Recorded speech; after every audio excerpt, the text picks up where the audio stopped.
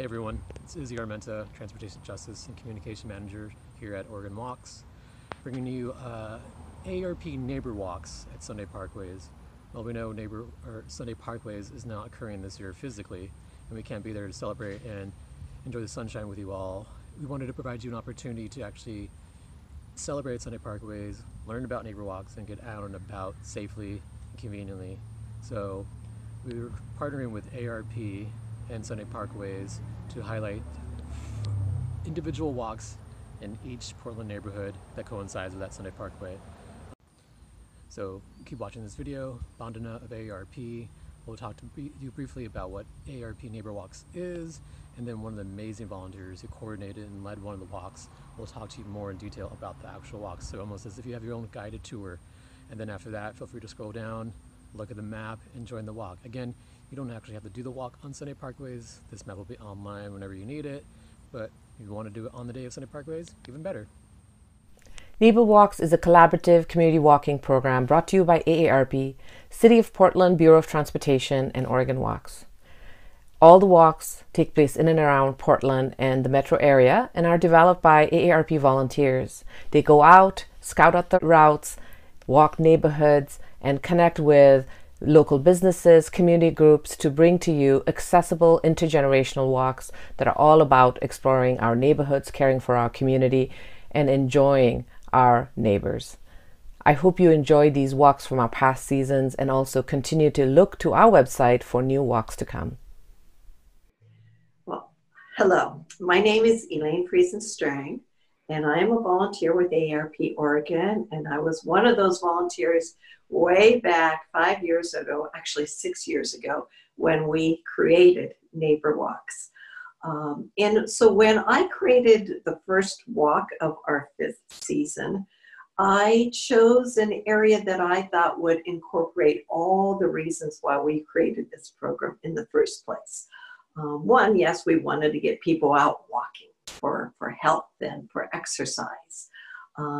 But we also wanted to showcase all the diverse, wonderful Portland neighborhoods that we have and learn about what makes communities livable. What do our neighborhoods need to make them great places for people of all ages and abilities? So it's looking at housing and transportation and walkability, the need for open spaces and parks. But it's doing it in a way that's fun and it provides socialization. And the great thing about NeighborWalks is all of our walks are created by volunteers and they are led by volunteers. So on a wonderful clear morning in May last year in 2019, we gathered at the Moreland Presbyterian Church in Sellwood. They were gracious enough to let us gather there. And we went on a 1.8-mile loop through Sellwood. One of the reasons I chose that neighborhood is that it incorporates a lot of things that make a community livable.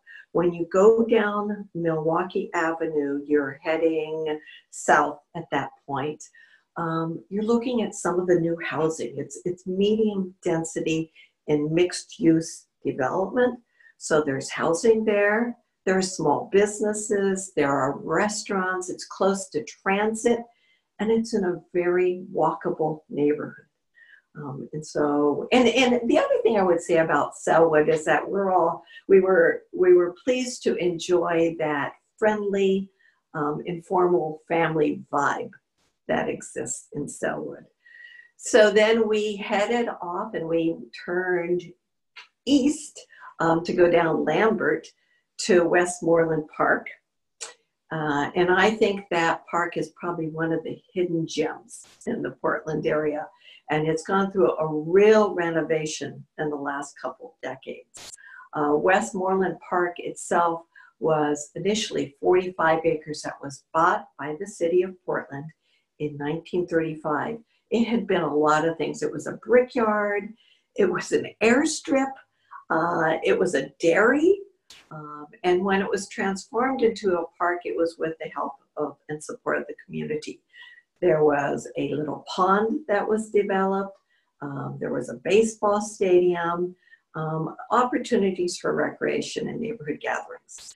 But frankly, as early as the 1940s, the park suffered from some overflowing of crystal springs.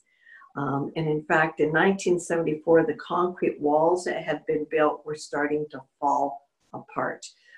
In 2003, Portland Parks knew they needed to do something because with the increased flooding, it really affected the environment there. There were problems with warm water, polluted water, dying trees, the loss of habitat, and they knew something had to happen. So Portland Parks met with the community and they developed a master plan.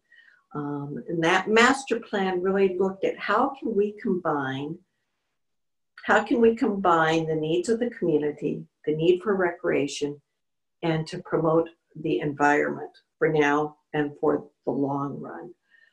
In addition, in 2014, they completed a children's park, which was part of Portland Parks and Recreation Nature Play Initiative. And it's a wonderful way to allow children in an urban area to experience nature firsthand. So on our walk, people were amazed. They were thrilled to see the fish, the otter, the heron, the eagles, the frogs, the ducks. There was an assortment of birds. And in fact, today, coho, chinook, and steelhead migrate through those wetlands. They go to the ocean, they come back to spawn right there. And it's a wonderful example of how we can bring nature into an urban setting. And then we finished our loop. We walked back that 1.8-mile loop to Westmoreland Church. One of the things that we really try to do in our walks is to make sure they're accessible for people of all abilities, and that walk certainly allows that. Yes, there are a few places that miss some curb cuts, but the city, PBOT, and ODOT are working to improve that, and I think most people would find it incredibly walkable.